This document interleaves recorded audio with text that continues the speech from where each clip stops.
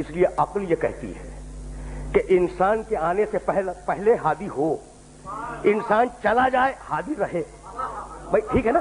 بھائی ٹھیک ہے.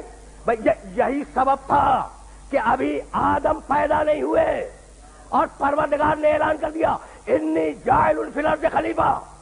آدم کی پیدائش سے 13,000 سال پہلے حدیث ہے پروردگار نے یہ اناؤنسمنٹ کیا ہے، یہ اعلان کیا ہے پیدائش آدم سے کتنا پہلے؟ 13,000 سال پہلے کہ میں زمین پہ ایک خلیفہ بنانے والا ہوں. اچھا تو اب میں پوچھنا چاہ رہا ہوں کہ بھائی جب بناتا، جب کہہ دیتا، یہ ہزاروں سال پہلے اعلان کرنے کی ضرورت کیا تھی کہ میں زمین پہ خلیفہ بنانے والا ہوں؟ جب بنا دیتا کہہ دیتا خلیفہ ہے سجدہ کرو. یہ 13,000 سال پہلے کیا ضرورت تھی؟ تو اعلان کر کے فرشتوں میں سنجیدہ حالت انتظار پیدا کرنی تھی.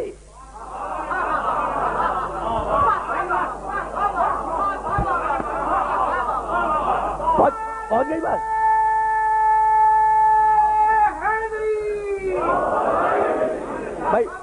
بھائی میں جو اپنے سننے والوں تک پہنچانا چاہ رہا ہوں وہ پیغام پہنچا یا نہیں؟ بھائی 13,000 سال پہلے خلقت آدم سے اعلان کیا کہ انی جاعل فی الارض خلیفہ، میں اس زمین پر خلیفہ بنانے والا ہوں، بھیجنے والا ہوں. طے ہو گئی نا بات؟ تو مالک یہ 13,000 سال انتظار. کہا کہ ہاں بہت توجہ 13,000 سال انتظار. جب بنا لیتا فرشتوں سے کہتا اسے سجدہ کرو یہ میرا خلیفہ ہے. کہا نہیں، میں 13,000 سال پہلے اعلان اس لیے کر رہا ہوں کہ فرشتے اس آنے والے غائب کا سنجیدگی سے انتظار کریں. پہلے خلیفہ کو اللہ کے آخری خلیفہ سے ملا کے دیکھ لو. میں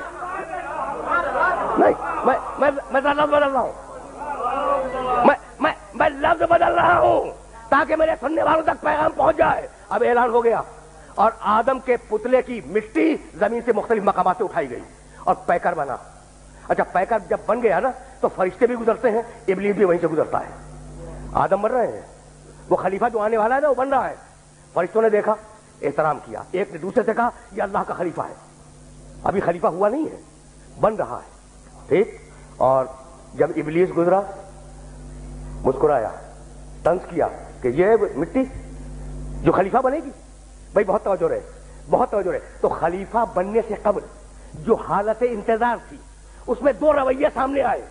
فرشتے نے سنجیدگی سے احترام کیا کہ فرشتہ آنے والا ہے، ابلیس نے مذاق کیا. بھائی توجہ رہے. تو اب آج بھی یہی 2 رویے ہیں.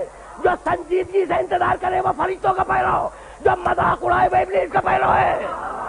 برحمتك يا أرحم الراحمين وصلى الله على محمد وآله الطاهرين.